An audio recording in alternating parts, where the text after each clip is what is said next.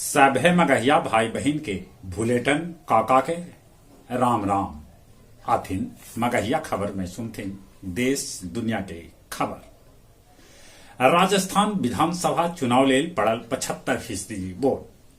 प्रधानमंत्री नरेंद्र मोदी बेंगलुरु में भारतीय वायुसेना के तेजस लड़ाकू विमान में भरलन उड़ान। पटना में भीम संसद के आयोजन आज कल जाए।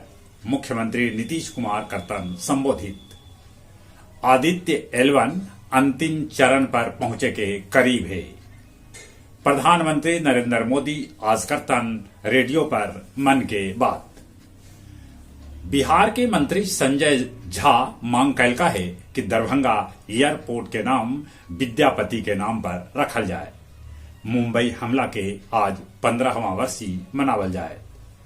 सांसद महुआ मोइत्रा के खिलाफ सीबीआई जांच शुरू कर दिलक।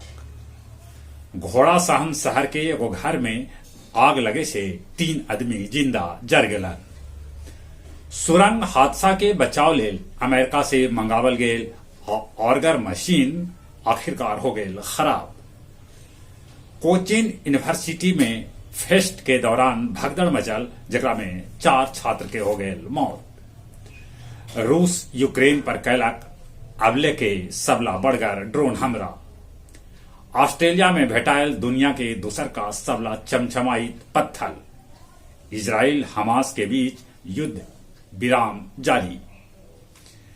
कराची के एगो मॉल में आग लग गेल, जेकरा में 11 आदमी के हो गेल मौत।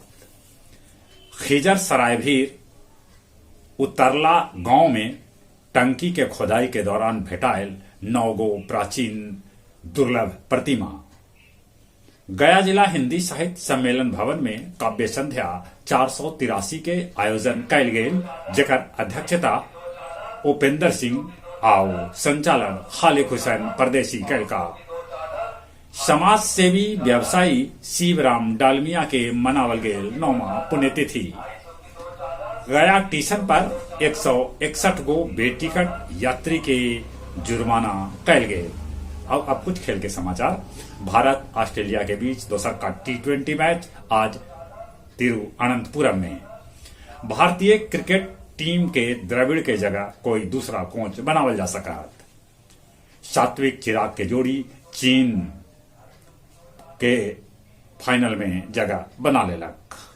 चलिए एक बार फिर से अपने सभे के भुलेटन काका के राम राम।